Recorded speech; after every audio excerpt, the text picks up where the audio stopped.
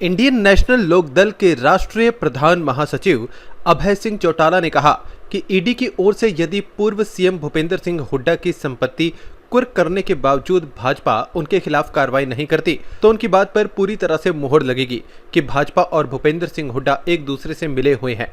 उन्होंने कहा कि इनेलो आगामी विधानसभा चुनाव को लेकर पूरी तरह से तैयार है। आगामी 1 सितंबर को कुछ सीटों पर व 5 सितंबर को हरियाणा की सभी सीटों पर गठबंधन के उम्मीदवारों के नाम घोषित किए जाएंगे। इनेलो नेता ने कहा कि उन्हें पूर्ण भरोसा है कि ऐलान बाद की जनता उन्हें पुनः विजयी बनाकर हरियाणा विधानसभा में भेजेगी। अभय सिंह चौटाला ने कहा कि वे ऐलान बाद से 5 मर्तबा चुनाव लड़ चुके हैं और यहां के मतदाताओं ने उन्हें सदैव प्यार व आशीर्वाद दिया है। उन्होंने कहा कि इस हलके से उन्हें हराने के लिए प्रधानमंत्री नरेंद्र मोदी व गृह मंत्री अमित शाह ने सरकारी मशीनरी का प्रयोग करते हुए हर संभव प्रयास किया है, मगर मतदाताओं की वोट की ताकत ने ऐसी कोशिश को विफल किया है। इलाहाबाद के विधायक हैं आप और इलाहाबाद का दौरा कर रहे हैं, पहली बात तो क्या माहौल आपको दिख रहा है? मुझे इलाहाबाद के लोगों पे बहुत बड़ा विश्वास है। पिछले 5 चुनाव मैंने यहां से लड़े हैं, जिसमें 2 चुनाव तो ऐसे थे जब सरकार ने मेरे खिलाफ पूरी ताकत लगाई। 2 बाई इलेक्शन लड़े मैंने। एक बाई इलेक्शन तो चौटाला साहब ने रिजाइन किया था, वो 2 जगह से जीते थे और कांग्रेस की गवर्नमेंट बन गई थी। गवर्नमेंट बनने के 2 महीने के बाद चुनाव हुआ। भूपेंद्र सिंह हुड्डा चीफ मिनिस्टर थे, उन्होंने सारी सरकारी मशीनरी लगा दी थी। इलाहाबाद के लोगों को बहुत तरह तरह की लालच दिए गए। उसके बावजूद भी लोगों ने, क्योंकि चौटाला साहब का विधानसभा क्षेत्र रहा हमेशा और इस विधानसभा क्षेत्र में हमारा राजनीतिक पारिवारिक संबंध है और मुझे बड़े मार्जिन के साथ वो चुनाव जिता करके इलाहाबाद के लोगों ने यह साबित कर दिया कि हम तो अपना राज बनाना चाहते हैं। उसके बाद किसान आंदोलन में मैंने इस्तीफा दिया और उससे पहले जो चुनाव हुआ, जब 75 पार की बात की जा रही थी, तब मेरे खिलाफ वोट मांगने के लिए अमित शाह आए थे और आखिरी दिन जब चुनाव प्रचार का था, उस दिन देश के प्रधानमंत्री मोदी जी भी आए थे और यहां तक क्या किए गए थे कि अगर ये सीट मुझे जिता करके दोगे तो मैं इलाहाबाद के लोगों को बड़ी सौगात दूंगा। लेकिन उसके बावजूद भी लोगों का आशीर्वाद मेरे साथ रहा और मैंने भी हमेशा मेरे से जो संभव हो सकता था हर तरह की कोई कमी ना रहे उसके लिए काम किया। मैंने हमेशा एक चीज का ध्यान रखा कि लोगों का भाईचारा खराब ना हो, लोगों में आपस में विवाद ना हो और मेरा प्रयास ये रहा कि भाईचारा मजबूत हो, विकास के काम ज्यादा। मेरा व्यक्तिगत किसी से कोई विरोध नहीं है। मेरे लिए हर व्यक्ति जो सही है वो सही है, जो कोई गलत था मैंने उसको गलत कहा। उसके बाद जब बाई इलेक्शन आया मेरा, उस बाई इलेक्शन में भी कोई कसर नहीं छोड़ी सरकार ने। सैकड़ों करोड़ रुपया मेरे खिलाफ खर्च किया गया था, लेकिन ये मान के चलो पैसे की ताकत से चुनाव नहीं जीता जा सकता। चुनाव लोगों का दिल जीतने से जीता जा सकता, लोगों के विश्वास से जीता। इनेलो कब तक की सूची जारी कर देगी? हम 1 तारीख को या उससे पहले कल भी कुछ चुनावों की घोषणा और करेंगे। उसके बाद जैसे जैसे चुनाव नजदीक आएगा हम 5 तारीख से पहले अपनी सारी सूची जारी करेंगे। आपके 2 सीटों से चुनाव लड़ने की बात थी, दूसरी सीट पार्टी का आदेश होगा तो 2 से लड़ूंगा, ये फैसला पार्टी करेगी। दूसरी सीट कौन? 25 सितंबर का जो आयोजन बड़ा रखा गया था ऑलरेडी, वो एचटी रहेगा? वो रहेगा।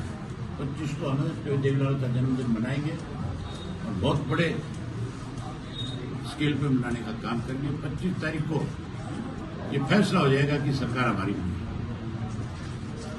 खिलाफ खर्च किया और लोगों ने फिर मुझे आशीर्वाद दिया। अब तो लड़ाई सरकार बनाने की है। अब हालात जो प्रदेश के उससे एक चीज स्पष्ट है कि ना कांग्रेस बहुमत में आ सकती, ना बीजेपी आ सकती। अब की बार बहुजन समाज पार्टी और इंडियन नेशनल लोकदल पार्टी का जो गठबंधन है वो फैसला करेगा सरकार का। और जब लोग हमारे ऊपर विश्वास करेंगे, भरोसा करेंगे, तो मैं लोगों को सरकार बना करके दूंगा, ना कि मैं किसी और की सरकार बनाने में विश्वास करूंगा। हम अपनी सरकार बनाएंगे। सरसा जिले के लोगों की लड़ाई अपनी सरकार बनाना है। सरसा की अनदेखी कांग्रेस ने करी, सरसा की अनदेखी बीजेपी ने करी। अब की बार मुझे पूरा विश्वास है कि पंचों की पंचों सीट हम जीतेंगे और हर हालत में अपनी सरकार बनाएंगे। अभी आज भी मैंने मेरे 30-35 गांव बचे हुए हैं। 2 दिन में मैंने उन गांव में जाना है। अभी मल्लिका हमारा बड़ा गांव है। मैं अपने सब साथियों से मिला हूं और सबने मुझे आश्वासन ये दिया है, कहा है कि आप हरियाणा संभालो जाकर, यहाँ की जिम्मेवारी हमारी है और इस चुनाव में आप तो हमारे बीच में आने की जरूरत नहीं। आप तो हरियाणा में जाओ और अपने ज्यादा से ज्यादा साथियों को जिता करके लेकर। आप कह रहे हैं कि 5 बार जीत चुके हैं, क्या अभी चौटाला इस बार छक्का मार पाएंगे और विपक्षी पार्टी में छक्के छुड़ा पाएंगे? ये तो मतदाता पे निर्भर करती है सारी चीजें। और मतदाताओं को ये लगता है कि मैं उनकी जो उम्मीदें हैं उन पे खरा उतरता हूं, तो मुझे हर हालत में जिताएंगे। चौधरी साहब, आपने कहा सरकार ने हमेशा आपको रोकने का प्रयास किया, चाहे वो उपचुनाव की बात है, चाहे वो पहले की है। क्या जो इलाहाबाद के विकास कार्यों को लेकर विधानसभा के, उसमें उनकी तरफ से कितना आपको रोकने का प्रयास किया कि आप अपने इलाहाबाद के विकास कार्यों में ना करवा पाए? उसमें उनका कितना रहा कि आपको कितना सहयोग रहा? यहाँ पे कांग्रेस में बहुत बड़ी बड़ी घोषणाएं हुई थी। दावे किए गए थे कि हमने 500 करोड़ रुपए खर्च करने वाला, सरकार ने एक पैसा नहीं लिया। ये तो मेरे अपने प्रयास थे और अपने प्रयास से मैंने इलाहाबाद के विकास को भी रुकने नहीं दिया। बीजेपी ने भी अनेक दावे किए इस तरह, उन्होंने भी बहुत रुकावटें पैदा करी, लेकिन उसके बावजूद चाहे जिला परिषद का पैसा लेना पड़ा, चाहे कोई मुझे आपका डी प्लान से पैसा लेना पड़ा, मैं मीटिंगों में गया और मैंने जो शेयर बनता था उससे भी ज्यादा पैसा यहाँ खर्च किया। विधानसभा की सेशन आप किसी से पूछो, लोकल आदमी से, गांव के आदमी से, कि अभय सिंह के विधायक बनने के बाद कोई विकास के काम में रुकावट आई है। और अब जब राज बना लेंगे तो अलग तस्वीर होगी। आपने जिक्र किया भूपेंद्र सिंह हुड्डा का। भूपेंद्र सिंह हुड्डा के खिलाफ आज बड़ी कार्रवाई ईडी कर रही है। 800 करोड़ से ज्यादा प्रॉपर्टी उनकी कुर्क कर दी गई है। मैंने तो बहुत पहले विधानसभा में ये बात कही थी, जिन लोगों ने इस प्रदेश को दोनों हाथों से लूटा है, हमने हुड्डा के खिलाफ 400 पेज की चार्जशीट दी थी। अगर उस पर कार्रवाई पहले हो जाती तो हुड्डा तो बहुत पहले जेल चला जाता। अब तो स्पष्ट हो गया कि कितना बड़ा पैसा किस तरह से इन्होंने लूटा है। आज 850 करोड़ की जो प्रॉपर्टी इनकी अटैच करी गई है, अब किस चीज की देरी है, किस चीज का इंतजार है? जब एक आदमी का पता लग गया कि इसने इतनी बड़ी डाका मारा है, यहाँ पे चोरी करी है, लोगों का धन लूटा है, सस्ती जमीनें, महंगी जमीनें सस्ते में मजबूर करके खरीदी गई है, तो कार्रवाई होनी चाहिए कि नहीं होनी चाहिए? मैं तो कहता हूं अब भी कार्रवाई करनी चाहिए। अगर नहीं कार्रवाई करते हो तो इसका मतलब जो बात हम पहले से कह रहे हैं कि बीजेपी और कांग्रेस मिली हुई है, तो फिर ये साबित करती है, अगर हुड्डा के खिलाफ कार्रवाई नहीं होती है तो इस बात पर मोड़ लगती है कि हुड्डा भाजपा के साथ मिला हुआ, इसलिए भाजपा इस पर कार्रवाई नहीं कर रही। किस तरह की कार्रवाई होनी चाहिए? जो एक डाका मारने के खिलाफ होनी चाहिए। तो मुकदमा दर्ज कर लिया तो फिर अरेस्ट क्यों नहीं, पूछताछ क्यों नहीं? पूछताछ होनी चाहिए, नहीं होनी चाहिए? और ये जो पर्चा दर्ज हुआ है ये मान के चलो पूछताछ के बाद ही हुआ है, सारी इंक्वायरी होने के बाद हुआ। अगर औरों को पकड़ा जाता है तो इसको क्यों छोड़ा? पकड़ना चाहिए।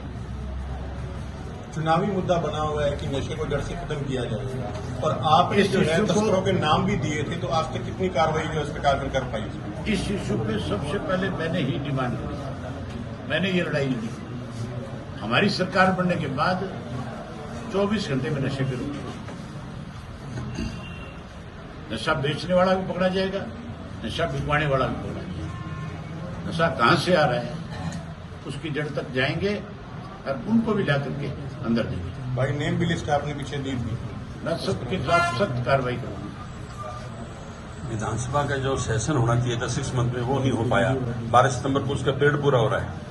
सरकार तो अल्पमत में थी, भूपेंद्र सिंह हुड्डा ने बचाया सरकार को। और अब भी आप देखो, राज्यसभा का जो चुनाव था,